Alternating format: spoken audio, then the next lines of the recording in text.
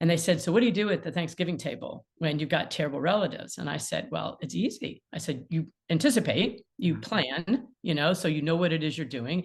And let's say that crazy uncle just opens up his mouth and just says nasty, stupid stuff, either because he knows it's getting a rise out of you or because he's clueless and stupid, right? What you do is you look at him and you say, you know what's good about you? Pause.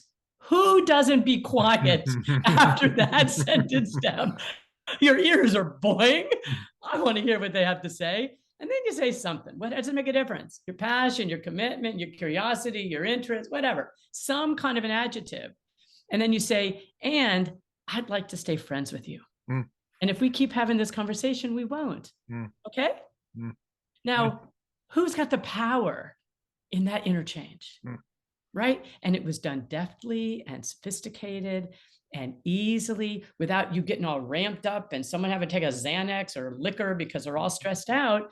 We take Xanax and liquor and marijuana and all this other junk because we self-medicate because we don't have the tools to say, I can handle this. Mm. So if you're a caveman or a cavewoman and you're shoving food in your mouth, I want to give you a fork, a spoon, a knife, chopsticks. These are things you can do and you have choices. When you know you have choices, what do you have? Power. Mm. Now what happens to conflict, to stress, to misery, to difficulty? That sucker just chucks on down. Mm. So and I think it was Seneca, I'm not pronouncing his name right, from Stoicism in ancient Rome, who talked about it's not the thing, it's how you react to the thing that causes you stress and misery. Mm. And so with this holding the calm techniques and tools is I've got 30 years of mediating. And when I go into a case and it's Google and Facebook and Yahoo and IBM and NVIDIA, like big companies, and someone will say, give me $100 million. And these big companies laugh and go, here's 10,000, go away, little boy or little girl, right? I don't get those settled by telling them you're wrong, or let me school you, or let me outsmart you. That's not how it actually works. It works with all of these techniques to align self-interest and to get power going where power needs to go. Then deals can happen. Everyone feels okay about it. Then you move on to the next territory. Well, let me ask you this, because my guess is it's probably somewhere in the middle and it's nuanced. But let me ask it in the more like provocative way and get your reaction to it. So you mentioned a couple of times, which I get. Life is messy. Life can be a jungle out there. That power dynamic, it is a bit of a battle.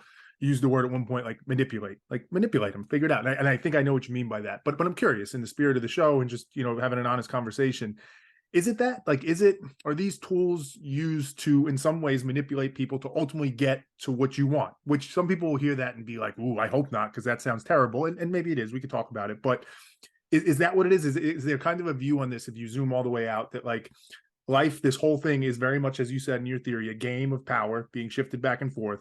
And these tools allow you to play that game better than somebody else and ultimately get to the outcome you want. Because the other side of it is, which you've used these words as well, which is like alignment. Get it aligned. Figure out what actually that person cares about and figure out how to speak to that. Is it that one, or is it the other one, or is it somewhere in between? Like, how do you honestly view it? Honestly, it's both. Cool. I got a fork. I can eat with it or I can stab you with it. Right? It's just a tool and it's how you choose to use it. So I would rather not manipulate. I would rather align self-interest. I'd rather be curious and interested in the other person, because the deal is always better if you do that. Always. But let's say you're in an IRS audit. Let's say you're about to get fired because someone blamed you for something you didn't do. And truth and justice and the American way are not at play, right? It's now survival. So survive. Figure out what you have to do to survive. So I have a very realistic view of things. I think we have the left hemisphere and a right hemisphere in our brains. We have both, which gives us the creativity and the logic. And for a lot of people, they scoop out the right hemisphere and throw it away so the left can fill both sides. And those are the super aggressive carnivores. And then you've got the right brain. I want everything to be good and happy and peaceful. And can't we get along? Isn't it great? Well, they scoop out their left hemisphere, throw it away so the right can fill both sides. I think there's a lesson in the fact we got both. And there's something, I think it's I'm not pronouncing it right, the coloscum callosum. I should know how to pronounce that better, which is the line between the two hemispheres of the brain. Intelligence and success and skill is based on the neurons in the center that integrate both the left and right hemisphere. Mm. So it's both. And if you are a very right brain, I want things to be fair, shouldn't we just communicate? Shouldn't we just listen? You got to work on how you handle carnivores or they're going to eat you. Mm. And if you're a carnivore, you have got to learn how to dial it back, pull it back to have some space for people that aren't as aggressive, because you know what?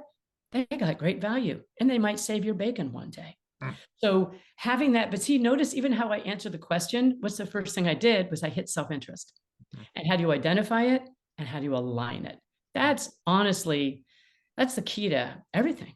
Everything. Is it not, because as you speak of those carnivores, which all of us are familiar with, and maybe some people listening are those carnivores, there is a view of life which kind of aligns to where you were in the beginning with like the jungle and the battle, which is survival of the fittest. Like the carnivores are going to win. Like they're the ones that are going to win. And in some ways, the things you're teaching for certain people are just how to protect yourself from those carnivores. But if we look at it somewhat philosophically, in reality, are carnivores, quote unquote, better off in life? Are they going to win the deal more times than not, just because they have that aggressiveness? Like, is the person who just wants everything to be fair and even, are they destined to lose, do you think?